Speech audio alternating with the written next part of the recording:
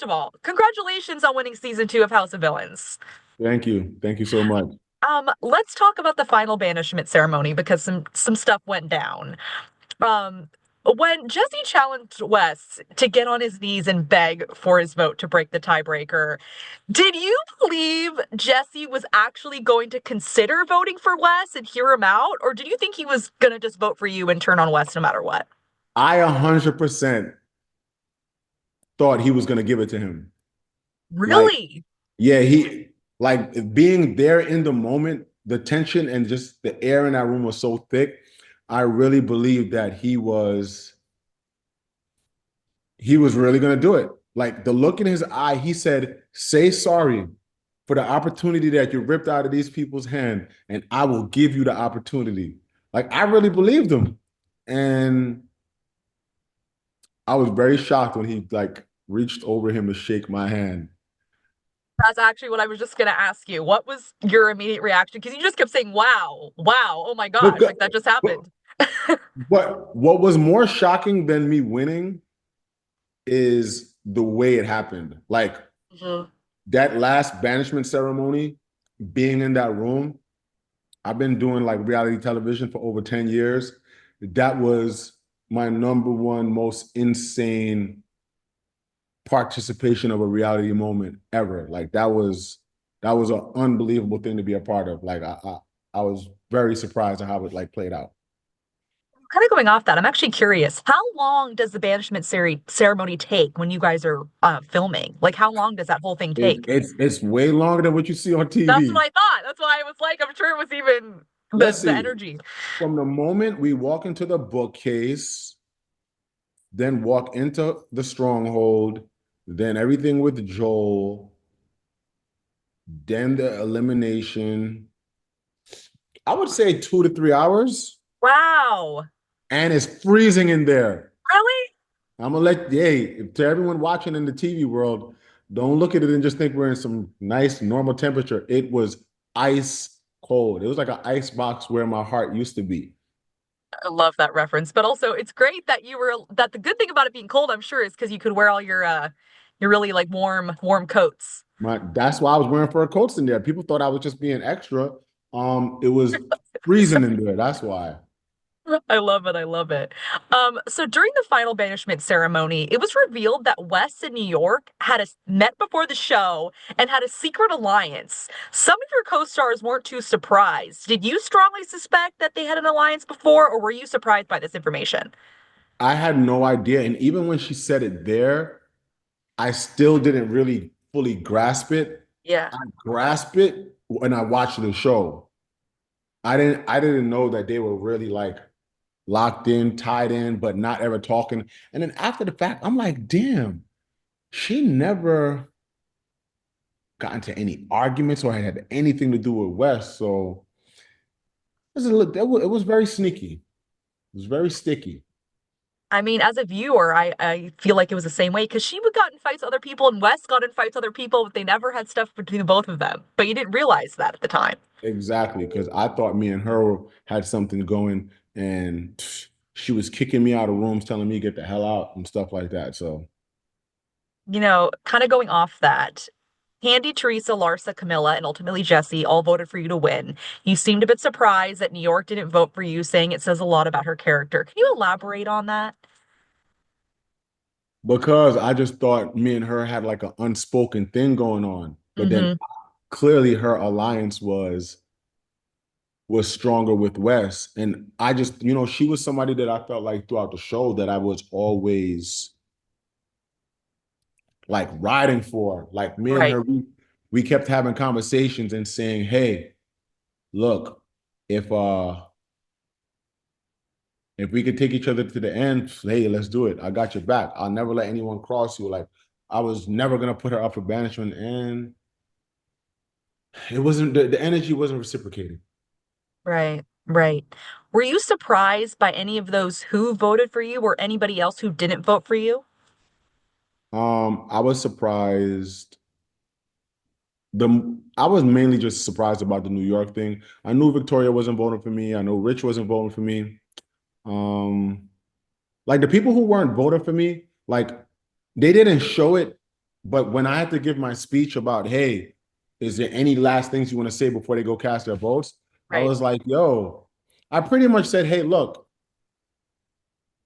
go to hell if you're not going to vote for me because I'm not going to go and ask you to vote for me. Yeah. I already know you're not going to vote for me. Like I couldn't bring myself to walk around the house to everyone and say, "Are you going to vote for me?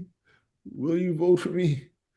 No, like that's not in my character. So it's like the people who I had rapport with from the beginning, they knew what was up. So it was like I just felt like it kind of was an unspoken thing. Like whoever was going to vote for whoever was set since day one.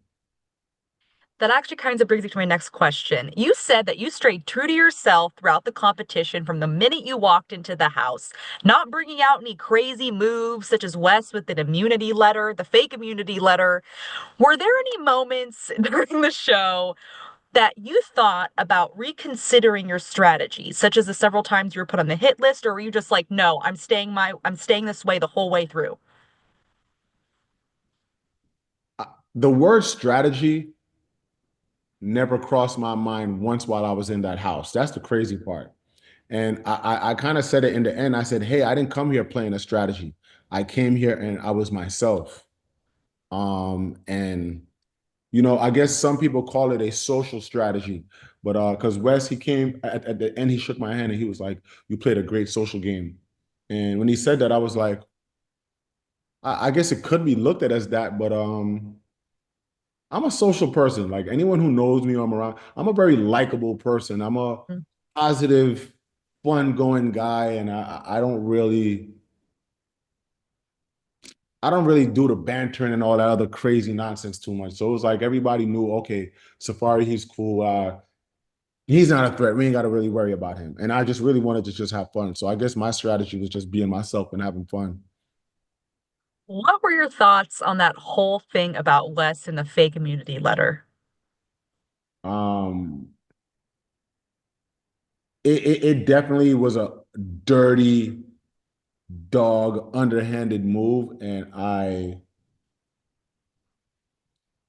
feel like that's what made like the people who didn't vote for him, they didn't like that because it did. They were like, "Yo, that's cheating."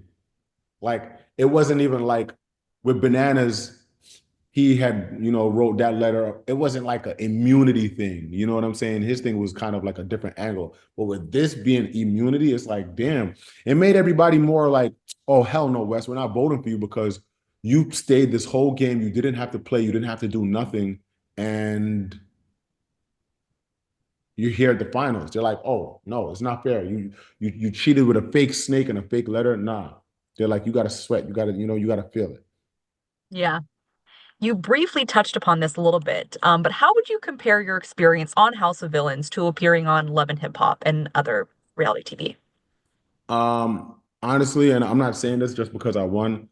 I would have to say that I've been doing reality TV for 10, about to be 11 years, and this like House of Villains, this was my number one experience, Hmm. like doing a reality show. Like everything about it was just, it was amazing. Like the the producers, the way they shoot it, the quality, the budget.